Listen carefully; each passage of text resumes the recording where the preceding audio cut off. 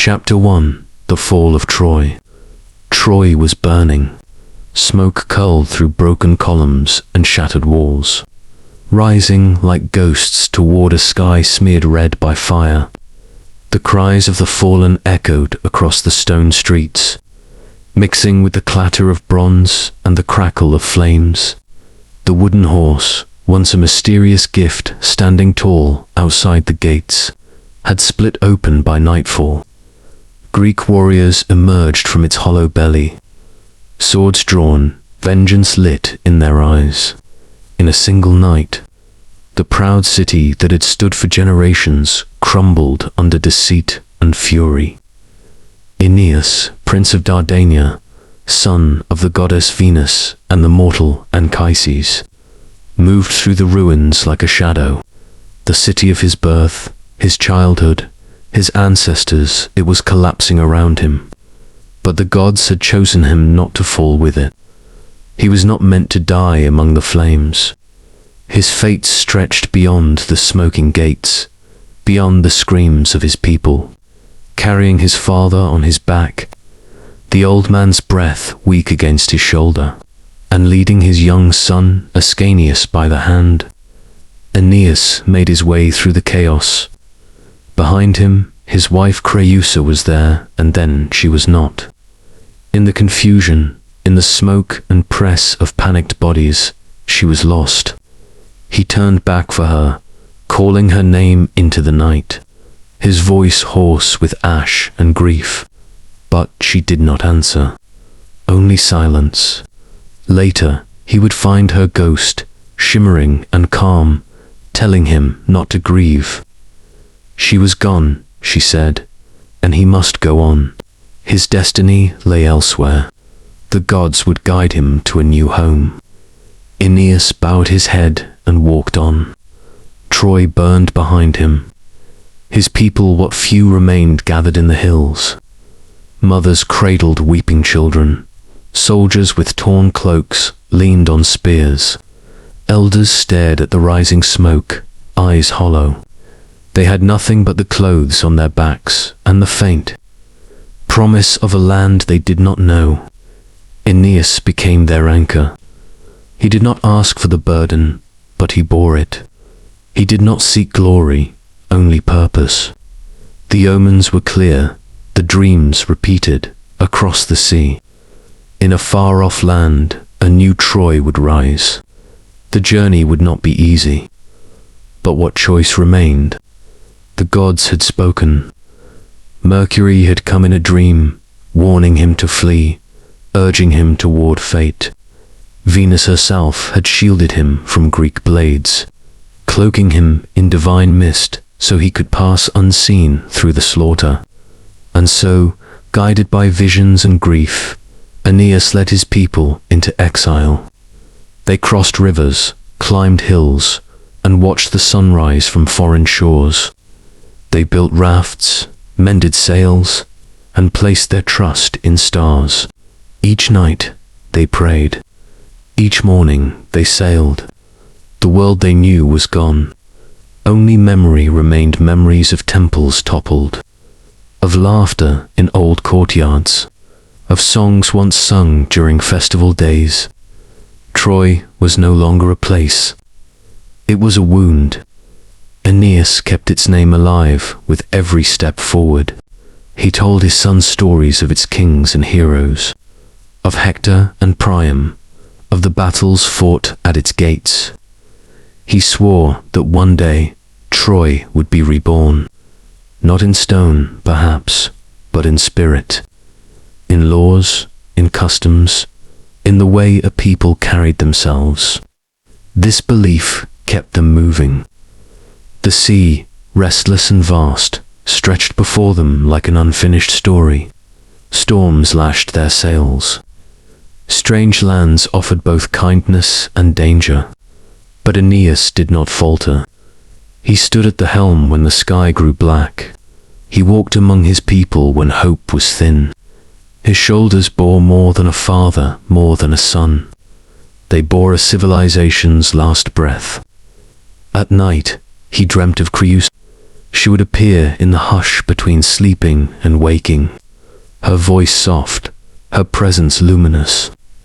"Go on," she would whisper. "Do not look back." Sometimes he saw her walking through the gates of Troy, untouched by flame. Other times, she was simply a voice in the wind. He carried her memory like a talisman, and so they sailed, past islands with burning peaks and shores guarded by spirits, past lands where beasts roamed and men spoke in unknown tongues. At times, it felt as though the gods had forgotten them, as if their fate had been a cruel riddle. But signs would come, a flock of birds, a sudden stillness in the sea, a dream that stirred him from sleep. These moments lit the path ahead. Aeneas began to understand that his suffering was not punishment, it was preparation. The past had to be lost for the future to take root. Troy, in its greatness, had become a monument to pride. Its fall was a cleansing, a painful rebirth. One day, a city would rise from the seeds of this journey. It would not be called Troy, but its soul would echo with the same spirit. It would stand on hills far from the Aegean, by rivers that the Trojans had never known. It would shape laws, forge empires, and remember the fire that once consumed them. Aeneas would not live to see all of it, but his name would endure, in statues and scrolls, in the stories told by grandfather's two sons, in the silent pride of a people who knew their roots ran deeper than memory. And so he walked forward. The wind carried the scent of salt and ash. The world opened ahead, wide and wild. Behind him, the smoke of Troy curled into the sky, a final prayer to the past. Ahead only prophecy, only exile, only hope. Chapter 2. A Sea Without Rest. Aeneas set sail with what remained of Troy. The city was behind them, now only embers and memory. Around him were the last survivors, old warriors who had seen too much, children who would never know their birthplace, and mothers who whispered lullabies to keep despair away.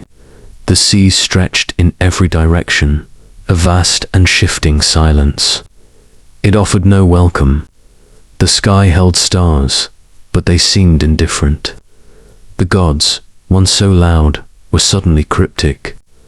Every island became a question, every landfall a riddle. They did not know where the promised kingdom would be, only that it waited. Somewhere, the winds changed without warning.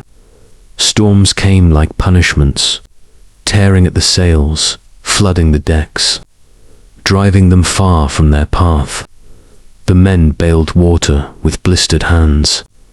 Aeneas stood at the bow, watching the horizon, praying not for calm, but for direction. The sea would not speak. In Thrace, they landed on a cold and wind-bitten shore. They tried to plant their standard, to carve a new home in the soil. But when Aeneas pulled branches from the earth to build an altar, blood dripped from the roots. The ground cried out. The ghost of Polydorus, once a Trojan prince, rose to speak. Betrayed and murdered here, his body had been buried in secret. The land was cursed. Horrified, Aeneas led his people away. The dead offered warnings, not refuge. On Delos, beneath the white columns of Apollo's shrine, the oracle spoke. Aeneas knelt in the temple, his hands still calloused from the ropes.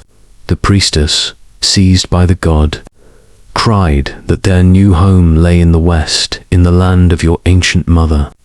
Aeneas thought it must mean Crete, the cradle of Teucer, one of Troy's oldest ancestors. They sailed there quickly, hopeful for the first time in weeks. But on Crete, disease swept through the camp. Fever took the children first. Livestock died in the night. The crops withered before sprouting. The signs were clear. This was not the land. The godhead meant something else. Disheartened but not defeated, they left again. Hope, though worn thin, clung to the sails like morning mist. They followed every whisper of fate, chasing every clue in every dream. At night, Aeneas saw visions, his father appearing beside the stars, his wife's voice carried by the wind, the faint glow of a city not yet built. In each dream, the direction was west, but never exact. The gods wanted him to search, to struggle, to earn it. On the island of the Harpies, they found fertile land and fresh food. For a moment, it felt like peace. But as they sat to eat, winged creatures with the faces of women and the bodies of birds swooped down. They shrieked and fouled the food. The Trojans fought them off, but the leader of the Harpies, Selene, hissed a curse. You will reach your land, but not before famine forces you to eat your tables. Aeneas frowned at the words, their meaning unclear, but heavy with dread. They left again, wings still echoing in their ears. In Actium, they rested on a quiet beach and held games in memory of the old. Troy, the young ran races while the elders sang songs that barely held together. They built a small shrine, and for one evening there was laughter again. But it was fleeting. The journey pulled them back. They passed Ithaca, the home of Odysseus, but did not land. The place smelled of cunning and mischief. They honored the Greek hero, but did not trust his soil. Near Cephalonia, lightning struck the mast.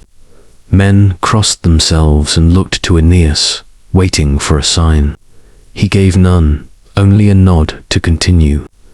In the darkness, they found a cave inhabited by the prophet Helenus, son of Priam. Unlike others, Helenus had survived and made peace with the gods. He welcomed Aeneas and spoke long into the night. You must avoid Scylla and Charybdis, he warned, and offer sacrifices to Juno. Her anger still burns for Troy.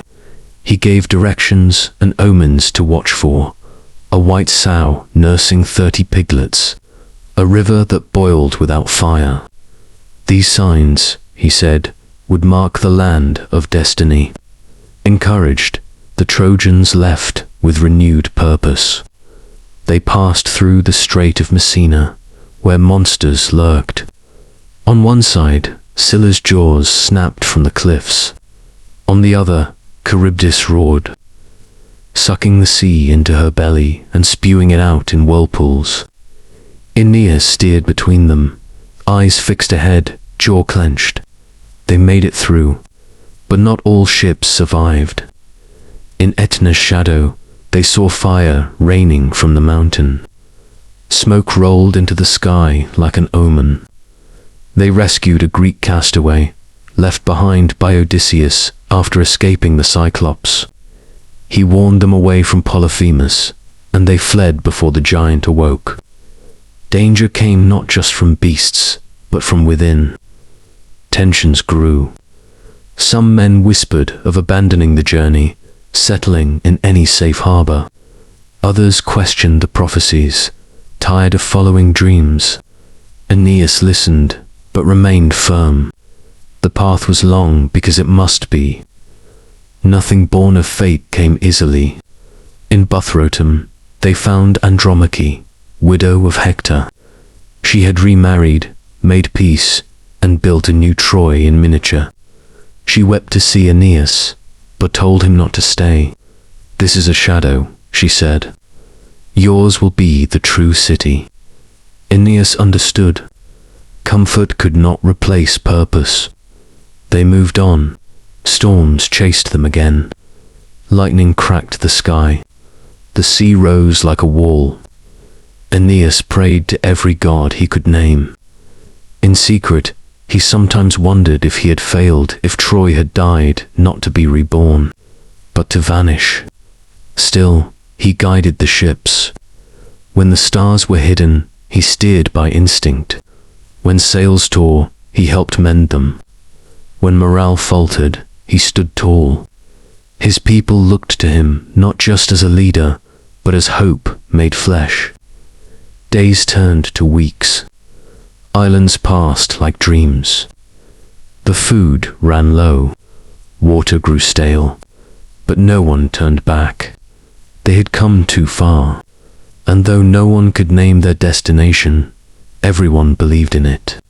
The promise of land, of safety, of a home where their children could sleep without fear.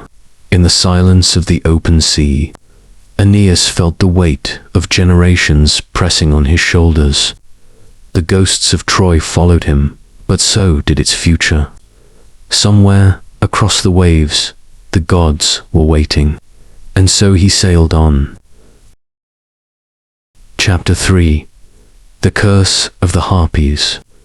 The winds carried the ships to the Strophads, lonely islands adrift in the Ionian Sea, cloaked in mist and silence. The shores were wild, untouched by human hands, the trees overgrown and heavy with fruit, the fields rich with flocks that wandered without fear. To the weary Trojans, it seemed like a gift from the gods, a place to rest, to gather strength, to eat something warm and clean. They had sailed for weeks through shifting storms and false signs. This land, quiet and abundant, seemed almost sacred. With grateful hands, they slaughtered animals for sacrifice and for food. Fires were lit, meat seared over flames, bread warmed on flat stones. For the first time in many days, there was laughter, small, cautious, but real. Children ran among the trees. Old men blessed the soil. Warriors let their swords rest beside them and closed their eyes to the sun.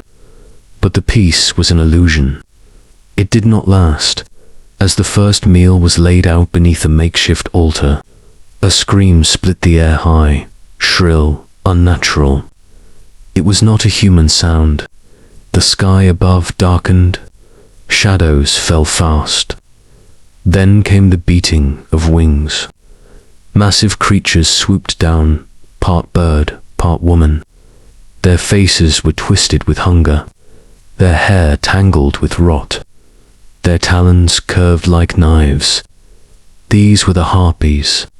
Their stench hit before their claws foul and choking, like decay left too long under the sun. They shrieked as they descended, knocking over pots, ripping meat from fire, soiling everything they touched.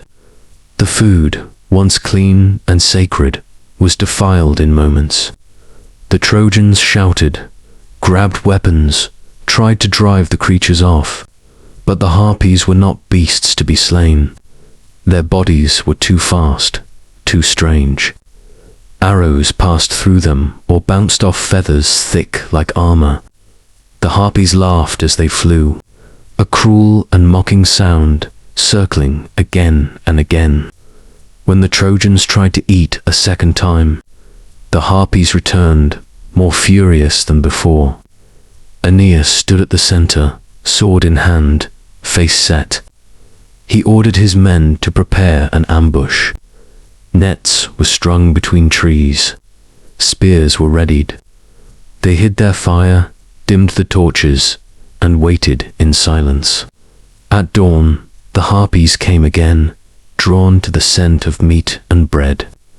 The nets rose, the men attacked, but it was no use. The creatures evaded every trap, darted through every strike, and screamed louder than ever. Then, one of them hovered above the feast and did not flee. Her wings beat slow and wide. Her eyes were deeper than night. Her mouth, though twisted, spoke with clarity and rage. Her name was Seleno, and she was the voice of a curse. Her gaze fixed on Aeneas, unblinking. You think this land is yours to take. You defile sacred ground with blood and flame. For this, you will not find peace. You will reach your destined land, yes, but not before hunger drives you to the edge. You will beg the gods. You will eat your tables before the journey ends. Her words fell like stones. No one spoke. The wind dropped to stillness. Then, with a final shriek, she vanished into the sky, her sisters following behind her, leaving only the fouled ground and the weight of her curse. The Trojans stood in silence. Some crossed themselves. Others looked to Aeneas, but he had no comfort to give. He had heard the voice of fate, twisted though it was. He knew it spoke truth. The land was not for them. Not yet. They packed in silence. The fires were left to die. The meat was buried. The sails were raised without song. As they pulled away from the strophades, the waves seemed colder, the sky more grey. Even the sea could not wash away the words Cellino had spoken. They rang in the mind like a bell struck in the dark. Aeneas stood at the helm, hands tight on the wood, eyes on the line where sea met sky. He did not look back. That night, the ships rocked gently beneath a quiet sky. The stars watched, indifferent. Aeneas dreamt of wings, of faces twisted in fury, of tables turned to ash. He awoke before dawn, the curse still echoing in his bones. There was no explanation, no understanding, only the warning, famine, grief, and a future shaped by hunger.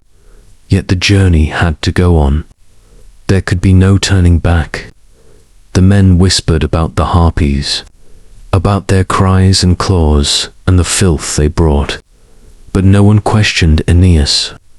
Not openly. They followed him because he carried something more powerful than strength. He carried direction. Even in silence, even burdened by prophecy, he moved forward. And forward was the only way left. Days passed. The winds shifted. Islands came and went, strange and silent, but the strophades remained in their minds, like a shadow that moved with the ships. Every time they gathered for a meal, they remembered the curse. Bread was broken quietly. No fire burned without watchful eyes. Children no longer laughed near the shore. Even celebration had grown cautious. The Harpies had stolen more than food. They had taken innocence. Still, they sailed. Each day brought them closer to a land they did not know, shaped by omens they could not control. But Aeneas believed. Beneath the fear, beneath the weight of words, he still held on to faith that the gods had not abandoned them, that the curse was part of the path, not the end of it. In the distance, a new shoreline was forming, golden in the rising sun. Another test waited, another trial. The journey was long, and fate was never gentle. But the Trojans kept sailing, their hearts heavy with prophecy, their hopes wrapped in silence. Chapter 4. A Love in Carthage. Then came Carthage, rising like a dream from the African coast, its high walls strong and golden beneath the sunlight, its harbors wide and full of promise. After endless wandering, the Trojans saw in it the shape of safety. Their sails, torn by storms and years of exile, dropped in relief as they approached. Queen Dido ruled here, a woman both wise and wounded, who had fled her own past and carved a new kingdom from stone and sand. She welcomed the strangers with grace, offered food, shelter, and soft words. Her halls shimmered with wealth, carved ivory and scented air, and her voice brought a stillness to weary hearts. Aeneas used 2 nights under open skies and meals among the dying embers, stepped into her world like a man waking from a storm. Venus, watching from Olympus, saw an opportunity to protect her son, to ease his pain. She worked subtly, but with purpose. She made Dido fall in love, not with force, but with warmth, through glances that lingered, through shared stories by firelight, through the silent weight of loss that both carried. Dido saw in Aeneas more than a guest. She saw a man shaped by sorrow, carved by duty, and crowned with destiny. Aeneas, in turn, saw a woman who ruled with dignity, whose strength had come from survival, not inheritance. In her company, exile softened. The future, so long wrapped in mist and riddles, grew quiet. The Trojans built homes near Carthage's edges. The ships rested. The swords were sheathed. They laughed more. They healed. And Aeneas, for the first time since Troy's fall, allowed himself to feel peace. Days passed like warm waves. Dido and Aeneas walked together through gardens and along high terraces. They spoke of cities and gods, of loss and hope.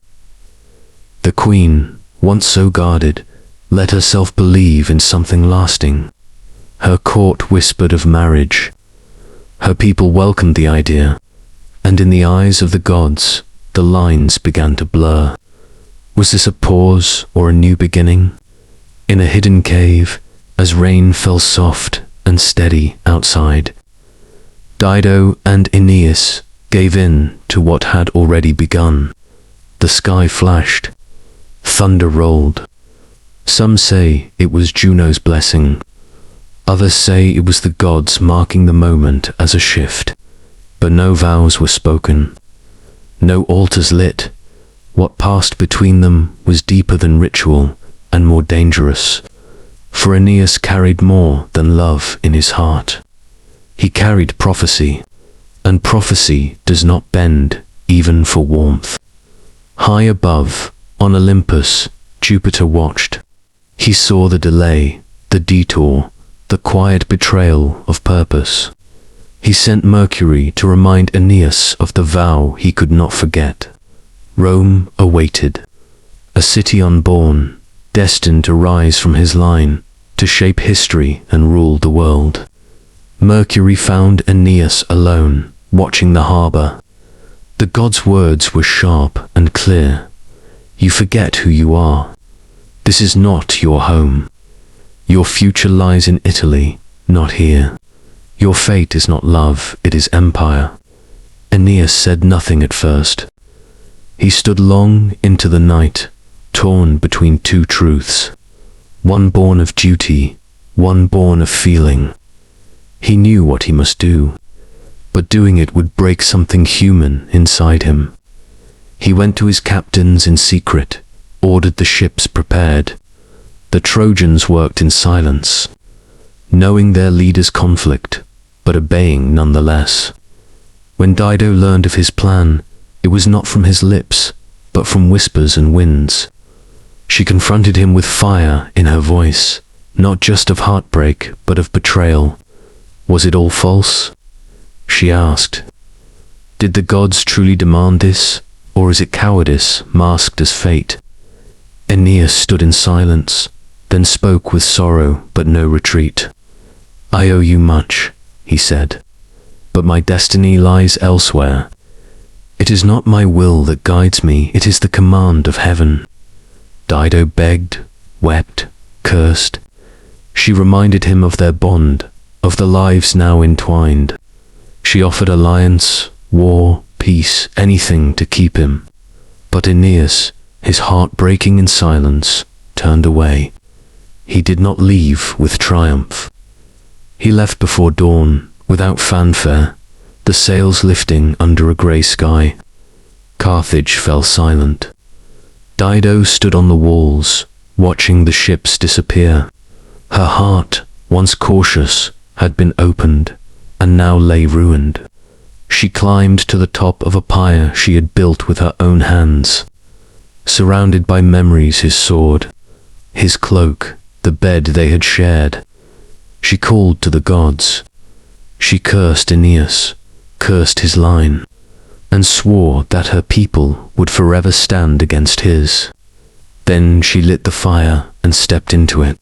Flames rose against the morning sky. The smoke curled toward the heavens like a final prayer, bitter and broken.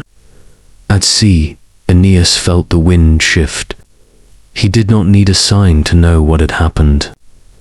Grief pressed on him, quiet and cold, but he did not turn back. He could not. The gods had spoken. His path was forward, yet Dido's name would remain with him, not as a chapter, but as a scar. Love had offered him rest, but fate had demanded more. And so the ships sailed on, away from Carthage, into a sea that no longer felt like peace. Chapter 5. The Trials of Sicily. In Sicily, memories stirred with the salt breeze and the quiet rustling of olive trees. The Trojans returned not just to land, but to grief that had settled in the soil. It was here, a year before, that Anchises, the father of Aeneas, the keeper of wisdom and tradition, had died. His passing had not been marked with grandeur, but with the quiet mourning of a people still lost. Now, Aeneas returned to honor him, not only as a son, but as a leader. He declared 9 days of remembrance, rites lit with fire and music. On the 10th, he held games a tribute not only to Anchises, but to endurance itself. The men raced, boxed, and lifted heavy stones. They pushed their bodies as if to prove that life, despite sorrow, would continue. Laughter returned in cautious waves. The children watched in awe. Elders, seated beneath shade, whispered stories of past victories, of heroes long gone. Aeneas himself watched with a stillness that masked everything. He saw his people celebrate, but he also saw what weighed on them. Years of wandering, the sea's cruelty, the constant promise of a home never reached. It was written in their faces, in the slowness of their steps, in the way their hands held on to things a little longer. For a time, Sicily felt like rest. The land was rich, the skies clear, and the local people offered hospitality without suspicion. Here, perhaps, one could stop running. But rest is a dangerous thing for those born to journey.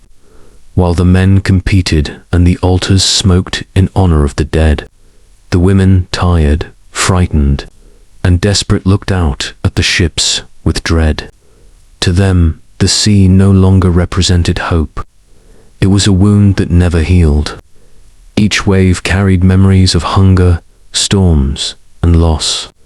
They saw no future in sails, only sorrow. And so, while the men celebrated, the women gathered in secret. They whispered of the children who had died on deck, of the nights without fire, of the winds that howled like omens. Then they took torches. In the silence between festivities, they approached the ships. Flames touched the hulls. Fire spread fast, licking the wood, crackling through ropes and sails. Smoke rose into the Sicilian sky, thick with despair and rebellion. Cries broke out. Men rushed from the games to see their future burning before their eyes. Chaos took hold. Aeneas ran to the shore, heart clenched. He shouted, begged the gods for mercy. And the gods, perhaps not unkind, answered. Rain fell. Heavy and sudden, it poured over the flames, drowning them before all was lost. Some ships were saved, though charred. Others were gone, nothing but blackened skeletons in the surf. The women, caught between guilt and defiance, stood silently as the embers died.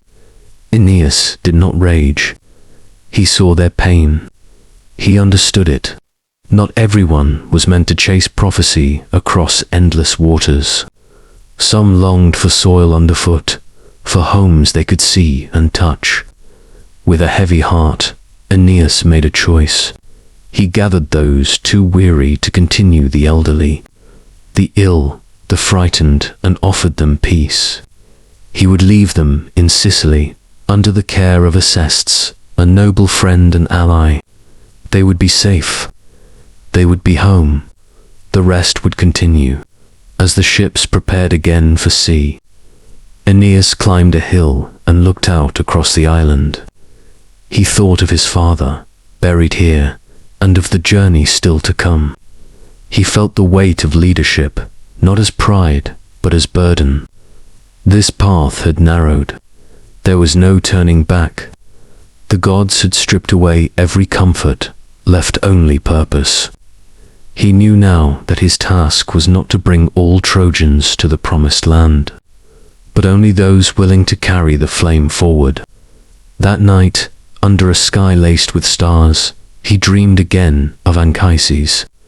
The old man stood tall, more vibrant than in life, surrounded by golden light. He told Aeneas to endure, to trust the path, to listen to the omens. "Italy awaits," he said, "and from your line greatness will rise." Aeneas awoke with tears he did not wipe away. Dawn came soft and cold. The remaining ships lifted their sails. The sea, calmed by rain, glistened beneath them.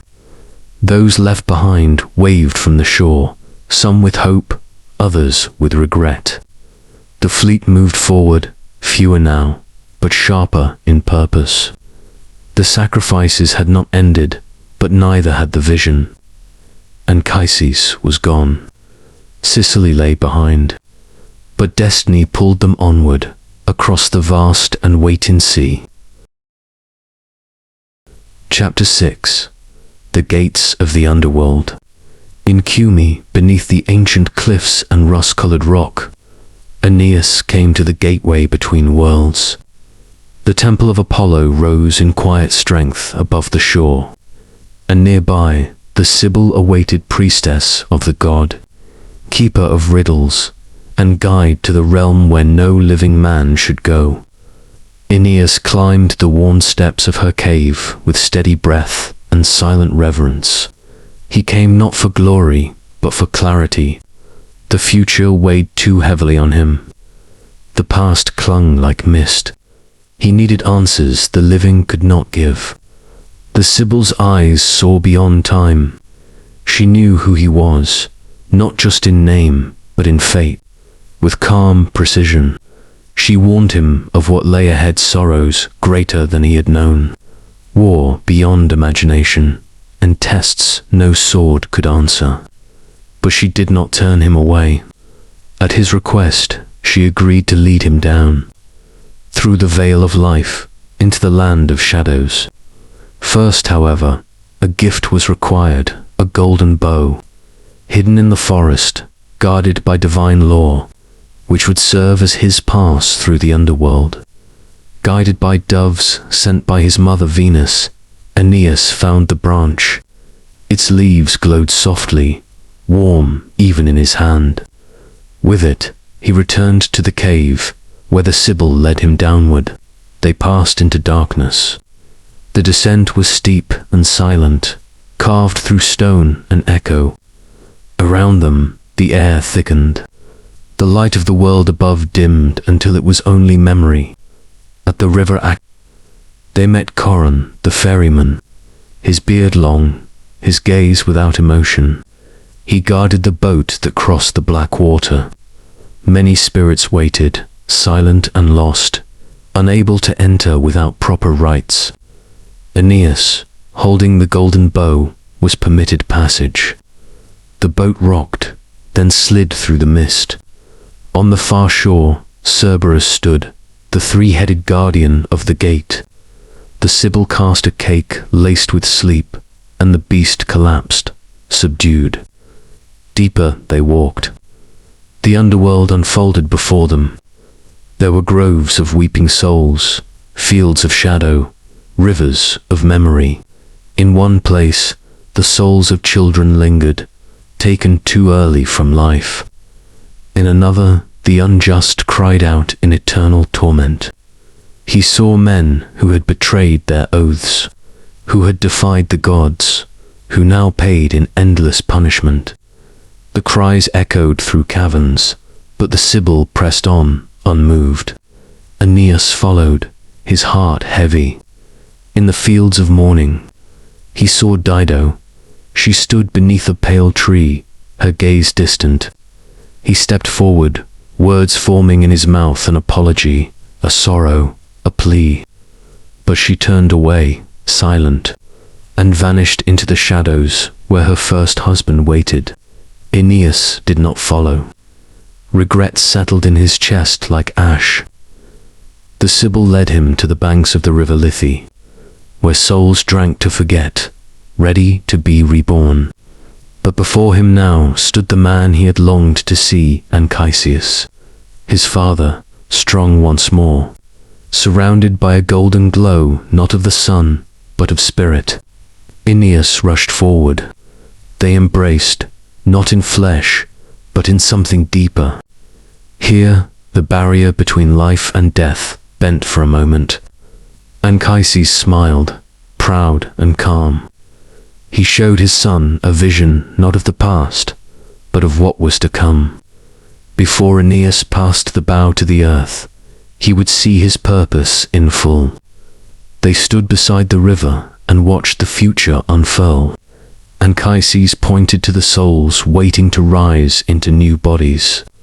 "These," he said, "are your descendants." He named them one by one: kings, generals, lawmakers. Romulus, who would found Rome; Augustus, who would bring peace after centuries of war.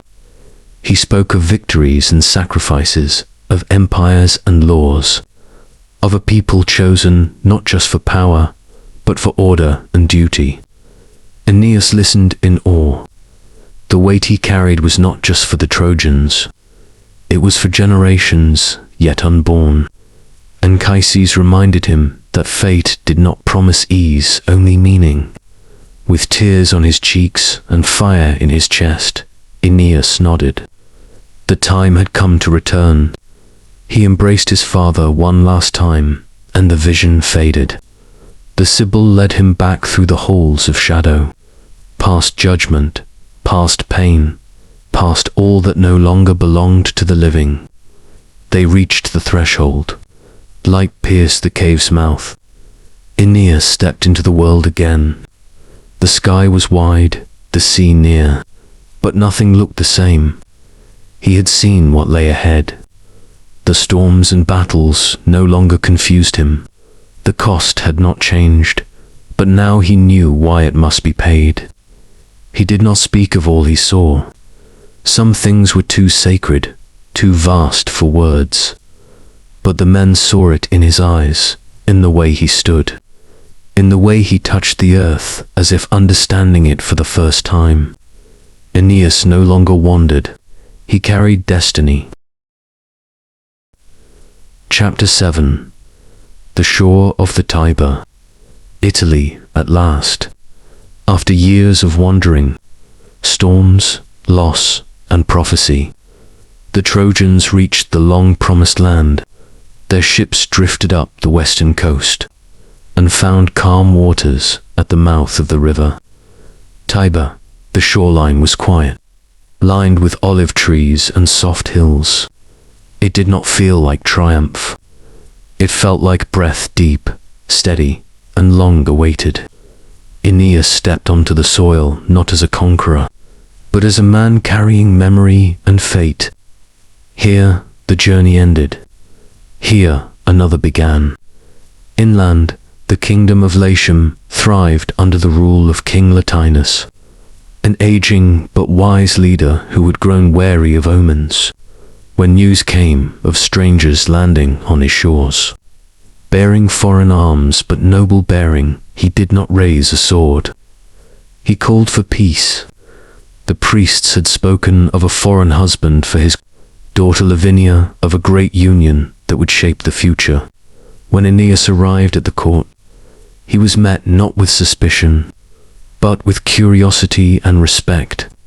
He spoke not of conquest, but of exile, survival, and purpose. Latinus listened. He saw not a threat, but an answer. Lavinia, silent and radiant, stood beside her father, caught in the web of gods and men. Her hair shone like wheat in summer, her eyes like dawn before the heat. Aeneas did not pursue her. He merely accepted what was offered. Latinus, guided by prophecy, gave his blessing. The hand of Lavinia, the alliance of Latium, the foundation of a future empire. But peace does not come so easily. Among the Latins was a prince named Turnus, proud and fierce, ruler of the once favored as Lavinia's suitor. To him, the arrival of Aeneas was not fate, it was theft. His blood boiled with insult, his pride flared like a wound. He saw his future slipping into the hands of a foreigner. He would not stand aside. Stirred by Juno, who still bore hatred for the Trojans, Turnus gathered allies. He roused the tribes of Italy with fiery words. "Will we be ruled by castaways?" he cried. "Shall we bow to men who could not protect their own city?" Warriors answered his call. Volsci, Sabines, fierce mountain clans. They sharpened blades and painted their shields. The drums of war began to echo across the hills. In the forest, a spark became flame. A stag, wounded by a Trojan youth, staggered into the fields of the Latins. It was sacred to a local family. Blood followed. Words turned to weapons. Fields turned to battlegrounds. The balance tipped. Aeneas saw it coming. He gathered his men, reminded them of what they had lost, of what they now stood to gain. They had not crossed seas, suffered storms, and buried friends only to be broken by fear. They built ramparts, formed alliances, called upon old ties. Evander, a Greek settled in Italy, welcomed Aeneas and offered his support. His son, young Pallas, eager and brave, pledged himself to the Trojan cause. Aeneas accepted the boy as his own. The two armies began to prepare. Swords gleamed under moonlight. Horses were shod with steel. The gods watched from above, divided. Venus wept for her son. Juno stirred the hearts of men toward rage. Jupiter, ever still, let fate unfold. The soil of Italy, untouched by Trojan blood until now, would soon drink deeply. And Aeneas, though weary, knew this was not a detour, it was the end of the path he had always been meant to walk. The war was coming. Destiny did not ask for peace. It asked for sacrifice. Chapter 8. The war begins. Turnus struck first. Like a spark in dry grass, the war ignited quickly, violently. Under cover of darkness, his forces stormed the outer camps, set fire to watchtowers, drove panicked sentries into the woods. The Trojans awoke to smoke and steel, their exile now a battlefield. Turnus, bold and burning with fury, led the charge himself, his armor flashing beneath a blood-red moon. He fought not for land, but for pride, and his warriors followed with equal rage. Behind his banner, the tribes of Italy rose, each driven by their own fears, ambitions, and ancient loyalties. Yet Aeneas was not unprepared. Though distant from camp during the first assault, he moved swiftly. Guided by both instinct and divine favor, he sought allies beyond the river. On the far side of the Tiber stood the Arcadians, a hardy people of Greek descent, led by the wise and weathered king Eve. His city, Pallanteum, sat atop a hill, simple, proud, ancient. When Aeneas arrived, He spoke not as a conqueror, but as a fellow exile, a man bearing the burden of fate. Evander listened. He saw in Aeneas the echo of old gods, the shape of a future not yet born. And though his people were few and his army modest, he offered what he could: friendship, loyalty, and the hand of his son. Young Pallas was brave, full of hope, and untested in war. Evander trusted him to Aeneas, saying, "Teach him to be a man. Return him with honor."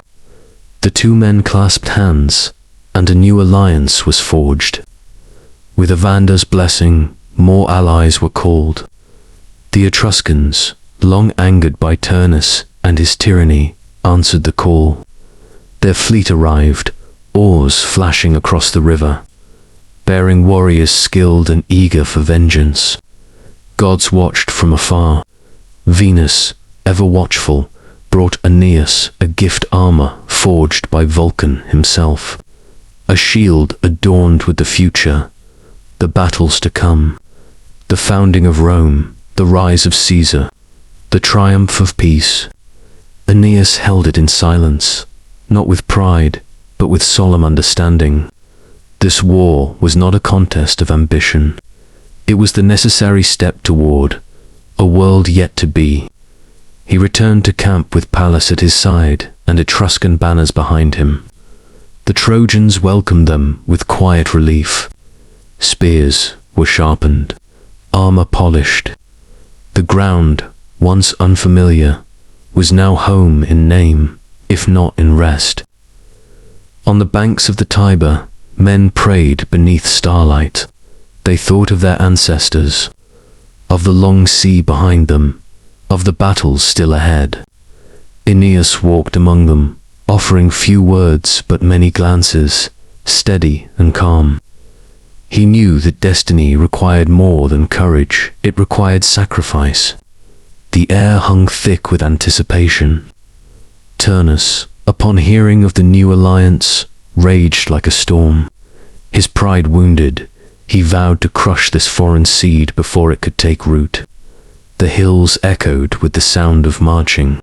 Horns called through the trees. The fields between river and mountain would become the stage for a final reckoning. The war had begun not just for a woman, or for land, but for the soul of the future. Two visions now clashed, one of legacy, one of pride. Aeneas stood for what could be. Turnus clung to what was, and on the blood-stained soil of Latium, the gods held their breath. Chapter 9. The Shield of Destiny. Before the battle began, as the final stars faded before the rising sun, Venus came to her son. She descended not with thunder or fire, but with quiet grace, as a mother who knows her child stands at the edge of something irreversible. Aeneas stood alone by the river, sharpening his sword in silence. When the wind shifted and her presence wrapped around him like warmth, she did not speak at first. In her hands, she carried a gift, not words, not comfort, but a shield. Forged in the heart of the divine, Vulcan himself, god of fire and craft, had shaped it at her request, not from iron alone, but from vision, history, and fate. She placed it in her son's arms. It shimmered not with light, but with meaning. Across its surface unfolded the story of a nation not yet born. Aeneas held it with care, unsure at first if it was armor or omen. Then he saw. The images danced in metal, clear and impossible. Not just scenes, but legacies etched in fire. He saw two infants, Romulus and Remus, suckled by a she-wolf beneath a trembling fig tree. He saw the rough walls of Rome rising from dust, guided by hands both mortal and divine. He saw battles beyond his own, shields clashing, banners torn, rivers running red but always leading forward. He saw Caesar, tall and solemn, standing at the Rubicon, the point of no return, the future already carved into his brow. He saw the Senate, the people, the laws. He saw Augustus, crowned not with gold, but with destiny, standing beneath a sky filled with stars and gods, holding peace in one hand and power in the other. Cities burned, then were rebuilt. Triumphs echoed through arches. Civil wars broke like waves, then calmed into order. All of it, pain, glory, silence, empire was there on the shield. And in its center, a single figure, Aeneas himself, walking not with pride, but with burden, a bridge between two worlds. The past behind him, the future waiting. Venus touched his cheek with one hand, said nothing, and was gone. Aeneas stood still for a long time, holding the shield, eyes fixed on its impossible promise. It was not just protection. It was a reminder. Rome was not yet born, but already real. Its shadow stretched back into the present, reaching through him. The shield did not make him stronger. It made him certain. He returned to camp as the light grew. The warriors saw the new armor gleam and fell into silence. They saw something holy in it, something unspoken. It was as if the gods had given their final answer. The war ahead was not for land or marriage, but for the shape of centuries. Aeneas called his captains. He spoke not of vengeance or rage, but of duty. He reminded them of the long journey behind them, of Troy lost not in vain, but transformed into purpose. He told them they were no longer refugees. They were founders. Their children would one day walk streets they could not yet imagine. Every blow struck in the coming battle would echo into a future they would never see, but must make real. And so they marched. Beneath olive trees and over quiet hills, they moved with steady breath. On the opposite side, Turnus gathered his men. His armor was brilliant, his spirit wild. He burned not with destiny, but with pride. His men followed not prophecy, but fury. Between the two camps, the fields lay calm, the earth still untouched. But beneath it, the soil waited. Aeneas walked among his soldiers. He carried the shield on his back, and in his eyes burned something greater than fire. When he reached the front, he raised the shield once, not as a signal, but as a promise. In its reflection, his men saw more than their leader. They saw what they were fighting for, not survival, not revenge, but a place where their children could grow in peace, where Troy, broken and burned, could rise again in a new form. With swords drawn, hearts steady, they waited for the horn, and when it sounded, the field no longer belonged to mortals alone. The gods watched, the fates spun, and Aeneas, shield of destiny upon him, led his people into the war that would decide everything. Chapter 10. Pallas and the Cost of Fate. Pallas was young, but his spirit was ancient. In the days leading up to battle, he stood at Aeneas' side like a son, eager to prove himself not only to his father, king of Aeneas, but to the destiny he had willingly stepped into. His armor shone like dawn, his voice held no tremble, and though the veterans around him had seen too much to believe in glory, they saw in him a reflection of what they had once hoped to be. When the horns called the armies forward and the field turned to chaos, Pallas charged with heart unshaken. He fought with grace and fire, his sword cutting paths through the enemy lines, each motion a tribute to the courage passed down through his blood. Beside him, Trojans rallied, lifted by his presence. shouting his name like a shield against fear. For a moment, it seemed as if youth could defy death, as if fate might pause for a boy who still believed in honor. But fate does not pause. Turnus saw him. He saw not just a warrior, but a symbol, a flame that burned too bright. And so he moved through the battlefield like a storm, heavy with pride, sharpened by vengeance. They met beneath a scorched oak, surrounded by dust and broken spears. Pallas stood tall, his shield lifted, his breath steady. He spoke not of surrender, but of legacy.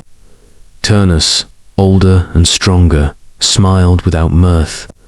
Their blades clashed once, twice, then the final blow fell.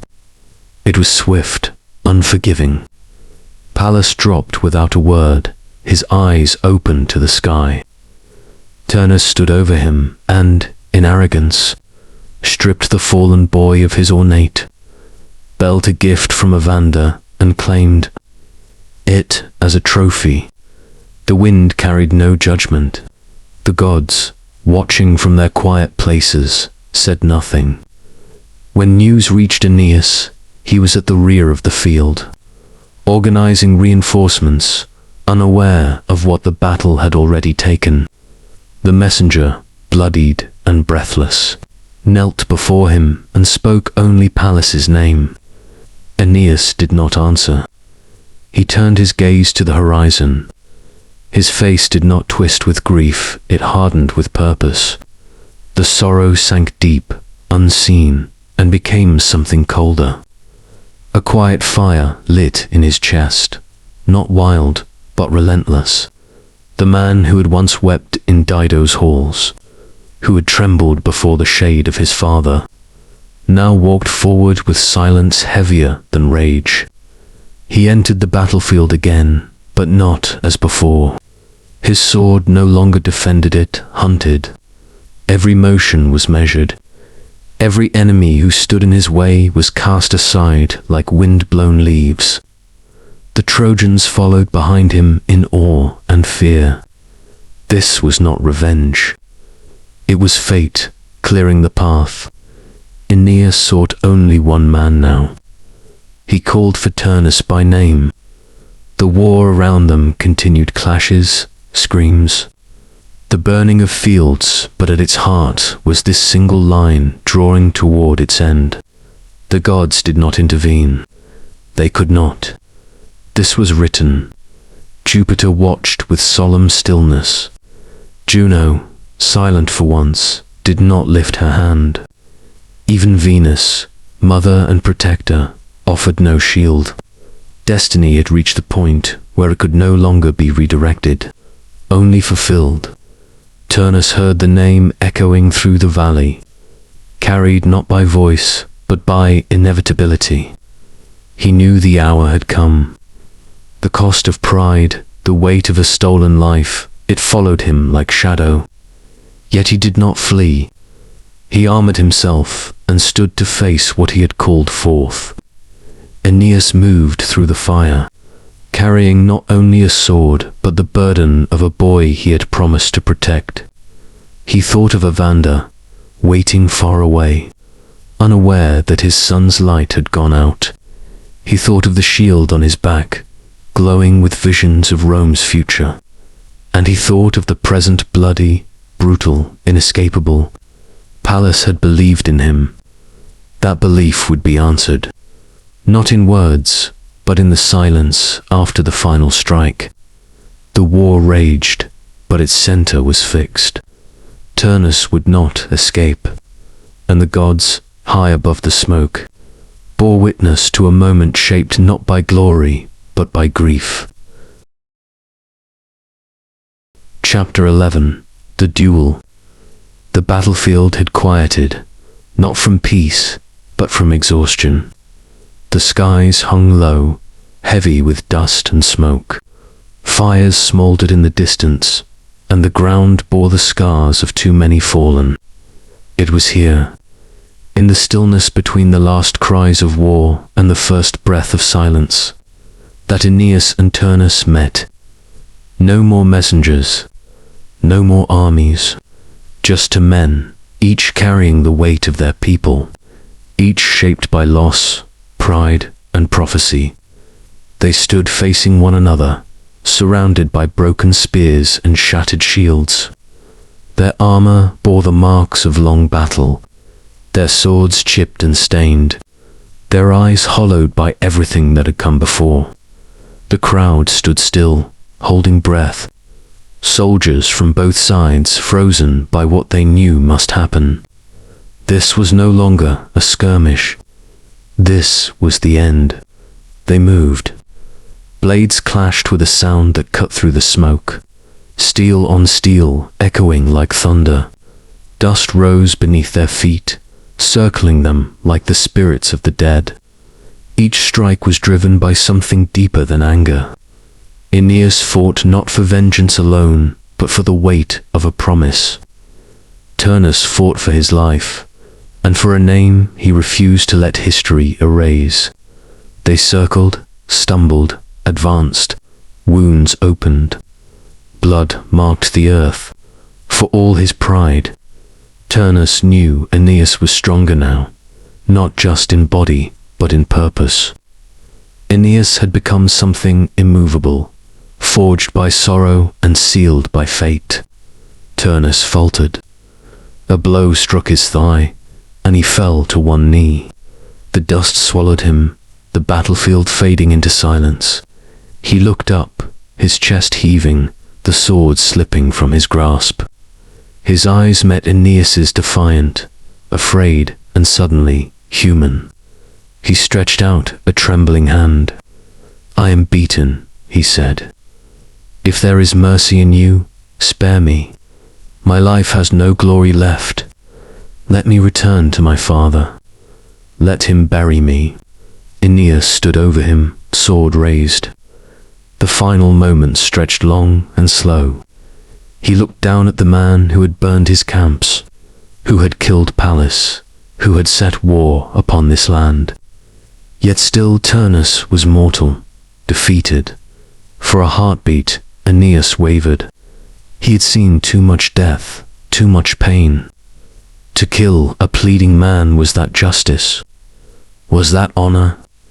His hand trembled, the blade held still in the thick air, and then his eyes fell upon the belt, wrapped around Turnus's chest, still gleaming despite the dust, was the belt of Pallas, young Pallas, who had trusted him, followed him, fallen beneath this very sword. The ornate clasp, the stitched gold, the memory of a promise. Aeneas's breath caught. The silence broke, not with words, but with a single motion. The sword fell. The blade struck. Turnus's eyes widened, then stilled. The prince of the Rutulians collapsed, his final breath a whisper lost in the wind.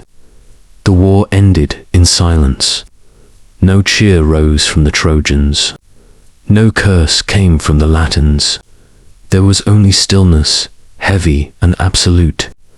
The gods had watched. The prophecy had played its final chord. Aeneas stood over the body, his sword lowered, but his heart far from peace. This was not victory. This was necessity. And as the dust began to settle, as the sun dipped behind the smoke-stained hills, all knew that something greater than war had passed through them.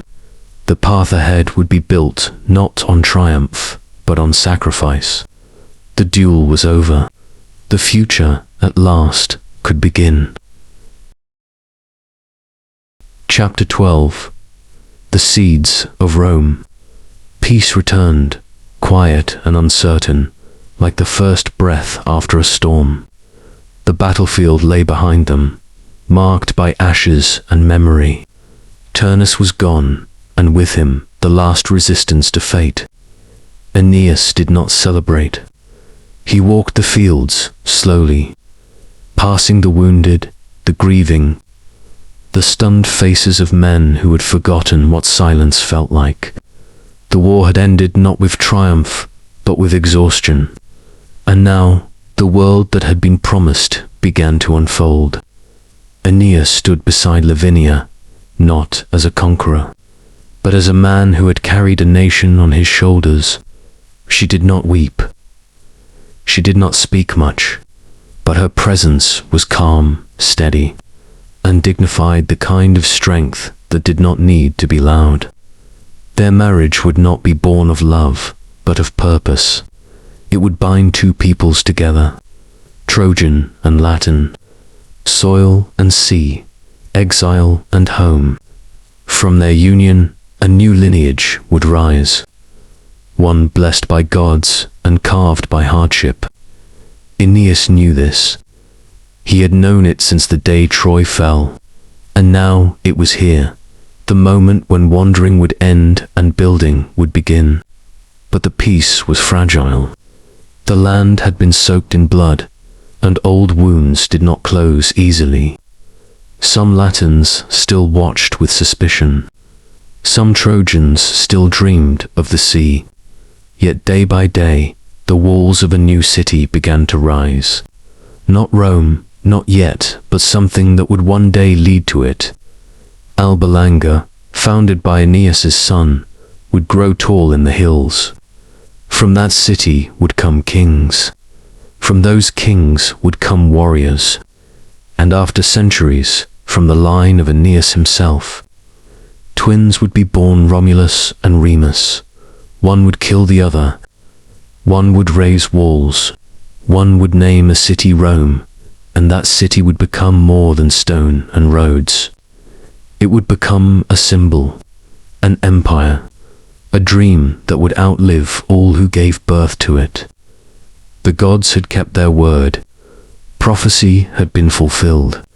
But fate, even when kind, is never free.